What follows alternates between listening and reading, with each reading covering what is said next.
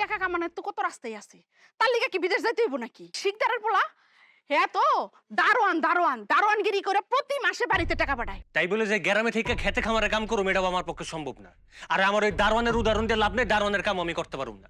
আব্বা কিসে বিদেশ জনের কথা কইতেছি কতদিন ধরে, এই ব্যাপারে তো আমার লাগে তুমি কোনো কথাই কও না। আমারে কি তোমরা বিদেশে পাঠাইবা না? তোর মতো আকাই মারে বিদেশে পাঠায়া আমি বিদেশের মাটি কলঙ্কিত করতে পারব না। আরে তুই তো একটা কুফা।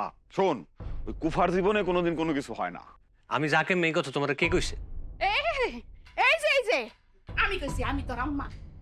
এই তুই যে সারাটা দিন টোটো কোম্পানির ম্যানেজারের মতো ঘুরে বেড়াস, তুই বিদেশ যায় কি করবি? হ্যাঁ যাইব বিদেশ, কোনো কাজ কাম জানে না, লেখাপড়া করে নাই, হ্যাঁ যাইব বিদেশ। অলস মানুষের বিদেশে খাওন নাই, বিদেশে তো সহজ না। আমি তোমার ভাই তো, তাই তোমার মতো অপদার্থরে বসা বসায় খাওয়াইতেছি। ভাইয়ের জায়গায় অন্য কেউ হইলে পাছায় লাথি দিয়ে বাসার থেকে বার করে দিত। হ্যাঁ যাবো বিদেশ।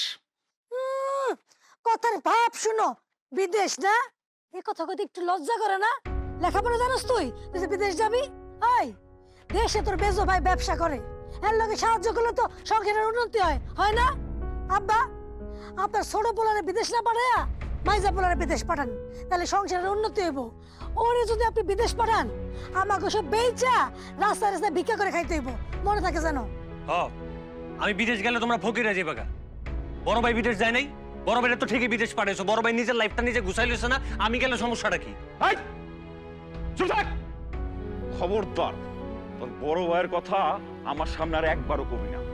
ওই তো হইছে আরেকটা হাম্মক আকাইম্মা, বিদেশে গিয়া পড়া রইছে, দেশে হনের নাম নাই কে। আর ওর বউ আরেক বেটার লগে বাইকে গেছে। আচ্ছা, টাকা কামানোর তো কত রাস্তাই আছে, তার লিগে কি বিদেশ যাইতে হইব নাকি? ওই যে ডালির পোলা এত ব্যবসা করে কত সুন্দর বাড়ি করে ফেলাইছে, আর ওই যে শিকদারের পোলা হ্যাঁ তো দারোয়ানগিরি করে প্রতি মাসে বাড়িতে টাকা পাঠায়। আমি জানি জীবনে টাকা লাগে, তাই বলে কি বিদেশ যেতে হইব নাকি? তাই বলে যে গ্রামে থেকে খেতে খামারে কাম করুম এটাও আমার পক্ষে সম্ভব না। আর আমার ওই দারোয়ানের উদাহরণ দিয়ে লাভ নেই, দারোয়ানের কাম আমি করতে পারুম না। আর আমি তো জানি আমি কি করতে পারুম, বিদেশে যে আমি কাম করতে পারুম নাকি পারুম না এটা আমার জানা আছে। আমার এটা কি হইব আমি জানি। ঠিক আছে, তোমরা যদি আমার বিদেশে না পাঠাও, আমার বাগের যে জমিটা আছে ওটা বেচে আমি বিদেশ যাবো, শেষ। ওই এই তুই কি কইলি? হ্যাঁ, এই তোর বাগের জমি কই? হ্যাঁ, এই জমি কি তোর নামে না তোর বাপের নামে? হ্যাঁ শোন, তগরে জমি দিয়া আমি বুড়া কালে বিটা ছাড়া হই। হ্যাঁ, অতটা হাম্মক আমি না, আমি আহমেদ। হ্যাঁ, মরার আগে এক কানা করি জমি তুই পাবি না। তুই কেন, কেউ পাইব না। সেই ব্যবস্থা আমি করে রাখছি। শোন, তুই জমি পাবি মরার পরে, আর তুই তো পাবি না। তুই তো একটা আকাইম্মা, মা বাবার অবাধ্য সন্তান, অপদার্থ। আমি তো অপরাধ থমই, নিজেরটা নিজে চাইতেছি যে, এই কারণে এখন অপরাধ হয়ে গেছি। তোমার বড় পোলারে তুমি বিদেশ পাঠাও নাই, জমি বেচে তো বিদেশ পাঠাইছিলে, এখন খোঁজ খবর লয় না। তোমার মেজো ছেলের কি করছো? একটা ব্যবসা বহাই দিছো। আমার বেলায় কি করছো আব্বা?